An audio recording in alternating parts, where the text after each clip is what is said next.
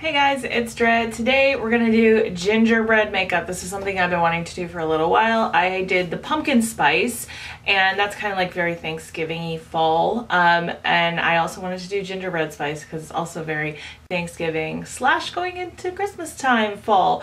So today's gonna be a multiple palette kind of get ready with me tutorial. I've got a few things here, a few different palettes to work from, some singles that were kind of inspiring me for gingerbread. I was looking at pictures and I'm like, is it just brown, or like what screams gingerbread to me? And to me it's like the very, very warm browns, not neutral browns. So I was looking through my collection for things that are a little bit more warm than neutral. I never really have a plan going into these things. This is always fly by the seat of my pants type stuff. So other than starting with eyeshadow first, I don't really know what's happening today.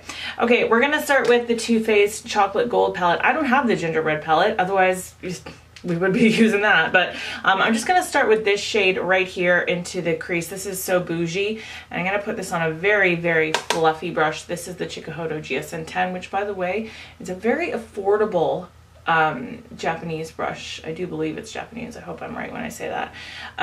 I got it from Beautylish, and it literally is my favorite like blending brush of all time, and it's not more expensive than a MAC brush, let's just say. Okay, so I'm just putting this above my crease as my transition shade. As always, it's going to depend on your eye shape and eye type where you're going to actually place your colors. So for me, I have a lot of space above my crease, so I bring it up a lot higher. If you don't, you can bring it down a little bit lower. Those of you that don't have a lot of space, you probably have to be just a little bit more precise in placement in terms of just like bringing it a touch lower every time when you add a different color. But for now, this is a transition. This just allows the other shades to have something to blend into, to make it look like a nice gradient fade. If you're wondering, if you're a newbie and you're like, what is all this transition stuff that people talk of? That's really what it's for. And I'm just gonna go into the ColourPop Yes Please palette, and I'm just gonna grab this shade right here, and I'm just gonna highlight the brow bone with that. That also blends the top of the transition shade as well, makes it really seamless.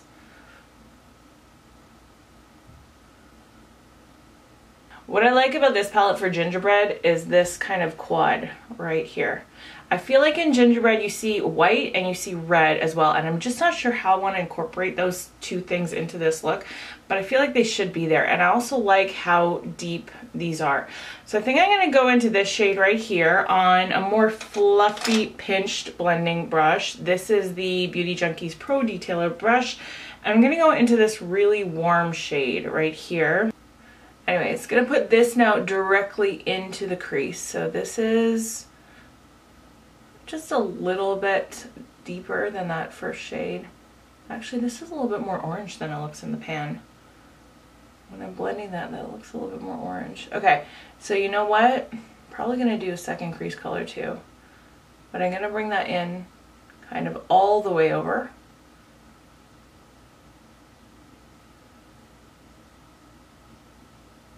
So because that was a little bit more orange than I expected it to be, I'm going to go back into the Chocolate Gold palette, into this shade here, Cocoa Truffle, which is definitely just a little bit of a deeper brown. And I'm going to put that on a Morphe M433, which is basically the same brush as a MAC 217. And I'm going to put that, again, right in the crease, but just even trying to keep it just slightly lower than that kind of orangey shade from the ColourPop palette, just so that we still have that warmth and you could still see it, that it wasn't just put there for no reason. These Too Faced palettes smell so good, and I always forget until I open them, and then I'm like, chocolate. Here's where we are right now. So it's really just a fade in of different browns. I'm going to use two different metallic shades on my lid today. These are both singles. These are both singles from Anastasia. This one is called Henna, and this one is called Sunset. And I feel like these are really that gingerbread kind of look, because what we have is that light kind of golden brown here, which is what I think of when I think of gingerbread, not necessarily a deep, deep molasses. When you think of like a gingerbread cookie and how it ends up, I think it's kind of more this than it is deep, deep brown. And then this too just gives me that red that I'm kind of wanting to incorporate, but I don't want red, right? I'm gonna take a MAC 242. I'm gonna use this for both of these colors. I'm gonna start with Henna. because I think I might deepen up the outer V as well after this.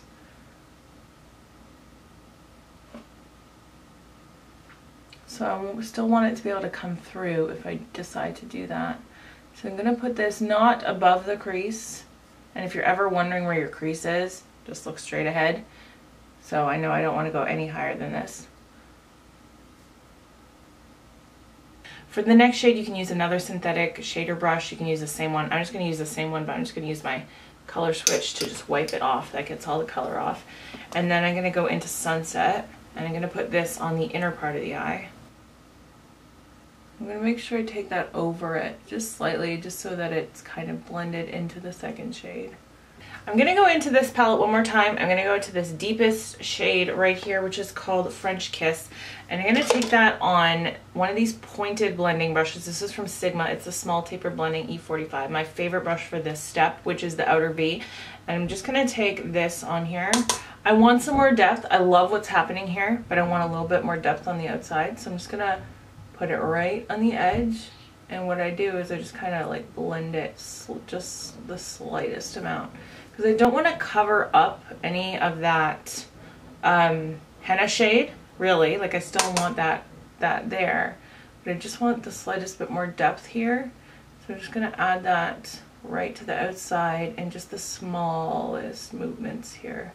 This is the point at which I would go back to any of the brushes that I have if I feel like any color is lost or I want to blend some more. So for example, I do feel like that henna shade is kind of like gone a little bit. So I want to just kind of build it up a little bit more, and that will happen. Like, you'll lose some colors sometimes when you're adding on top of them. So I'm just going to go back in with henna on this brush and just build it back up just slightly again, blend it. Once you wipe everything away, like all the fallout, and you actually do your foundation and concealer and everything, that's when it really starts coming together, because at this point it still kind of looks like crap. And then I'm going to go back into this shade on this brush, which was the mid-tone kind of orange from the ColourPop, and I'm not adding anything to it. I'm just taking this brush and I'm just going to make sure that this is blended here. So this is really the point at which I will do this. I like doing these videos for you guys lately because I feel like you get to see my process a little bit, which is kind of like very fly by the seat of your pants, but there is a method to my madness, which is I kind of usually know what shape I'm going to go for, you know, like whether it's a halo eye or whether it's like a bright lid, whatever, and I have an idea of the colors I'm going to use. But other than that, it's very much just kind of like letting the colors lead me where they're going to lead me. And see here, I feel like that is kind of really gone away. This last step where you're kind of just re-adding and re-blending, I think that's really the part that people miss a lot, which, you know, you just go from one to the other, and that's why you end up with something that doesn't really look like how you intended. I'm not fully done with this eye look yet, but I'm just going to stop here at this point, and I'm also going to wipe away all this fallout. Like, look, this is why we do eyeshadow first. I never used to do that before I watched YouTube, and I thought people were like really weird that did that. But now I get it. I'm going to use a couple different primers. I'm going to use Benefit Professional to fill in my pores. But I'm also going to use Hourglass Mineral Veil to really give me a glow. So this I'm only putting on the areas. This is what I call multi-priming. I don't know if I made that up or if I heard it somewhere. Probably I didn't make it up, likely. But anyways, I just put this in the areas where I have the largest pores, which is here, here, and here. And then I'll take usually a more glowy primer because I have oily skin, but my cheeks are the area that if I want an extra glow, they're the parts of my face that are not as oily. So I'm going to add this Hourglass Mineral Veil just kind of like to my cheeks, because that will really give me that glow from within. And I'm using two foundations today. One is the Lancome Tint Ultra. This is very mattifying, and also it's a little bit too light for me. So I'm going to mix in the Lancome Skin Feels Good, which is a little bit, not dark. Yeah, it's a little bit dark for me now. My tan is a little bit fading. So mixing these two together is perfect because this is very dewy and this is very matte, and the colors kind of mix to my perfect shade right now. I just got a fun text from a friend who is trying to date this girl, and I think it's so cute. Okay, so I'm like in a really good mood right now. This is my YSL All Hours Concealer. I took the stopper out, so like a lot comes out now, which is why this is adding a lot to my face, but that's fine because we're gonna highlight a little bit today.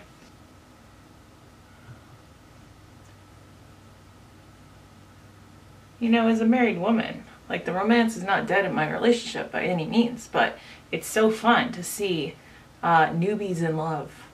I love being the one that people come to for advice, like with these friends that are so much younger. Either advice or just stories. A lot of time they don't care for advice, they're just living their own lives, but it's so fun to be like, hey, what should I do? Tell me what to do. I'm like, well, let me tell you. I was going to bake under my eyes and I'm like, why? Why do I have to bake every time? So let's just set our under eye. I'm gonna use this.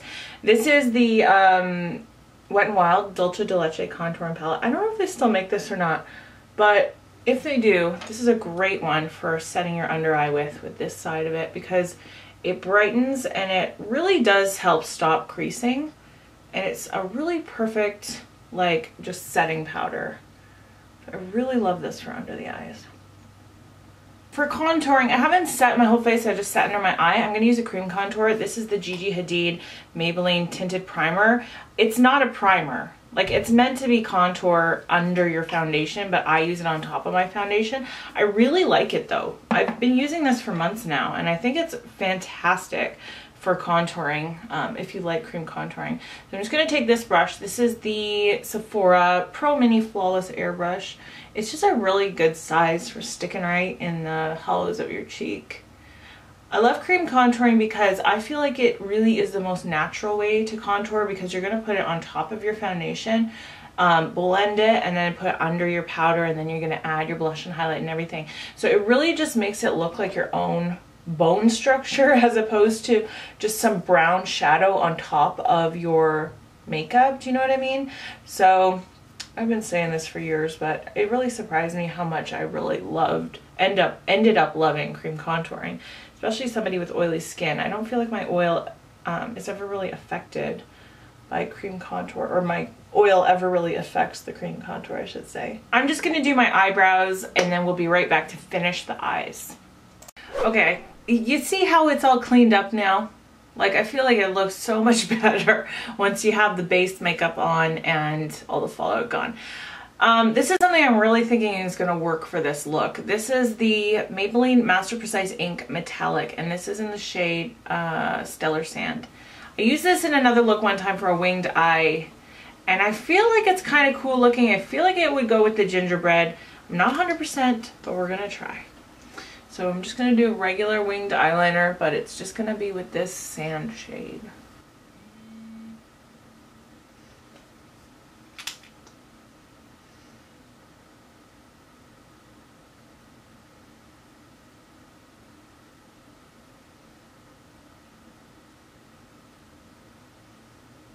Well, I don't know, now that I have it on, I'm not quite sure. I think what I like about it is that I have that metallicness to it going on, but I feel like maybe I should do a little bit of black over top of it anyway.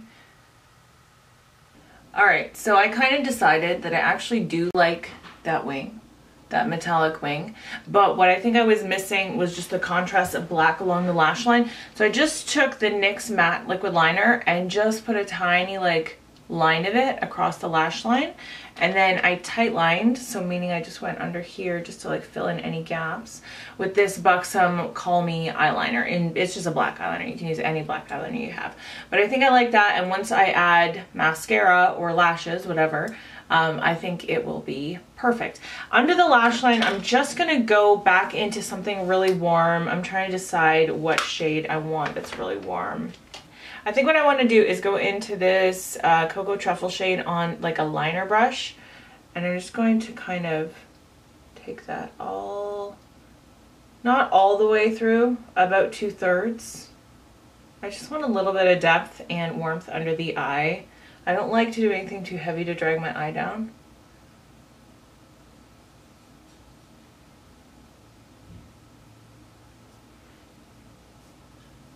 Okay, and also I feel like an inner corner highlight is really going to work with this look because it kind of will mimic that white icing look on gingerbread men, you know what I mean? So this is Essence Snowflake. You can see the pan on this because I always use this for my inner corner highlight, and I think it'll be perfect in this instance. Yeah.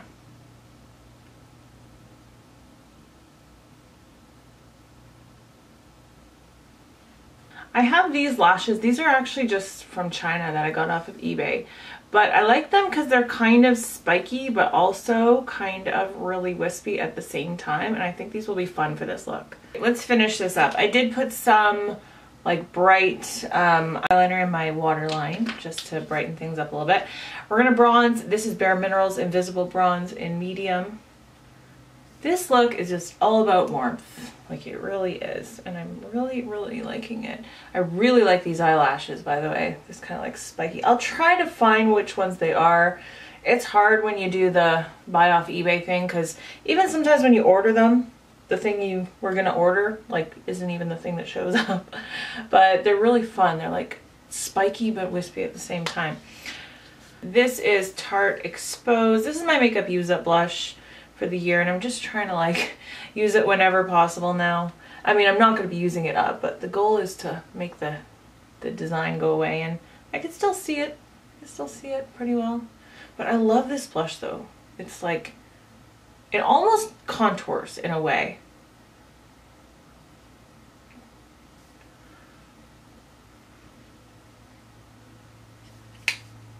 And this is Lancome Sparkling Peach for highlight. My favorite highlighters of all time. I just lined my lips with MAC Soar because I'm going to be filling it in with this. This is a liquid lipstick from Wet n Wild. It's called Give Me Mocha. Definitely a little bit deeper. Yes, this is perfect. Perfect for this look.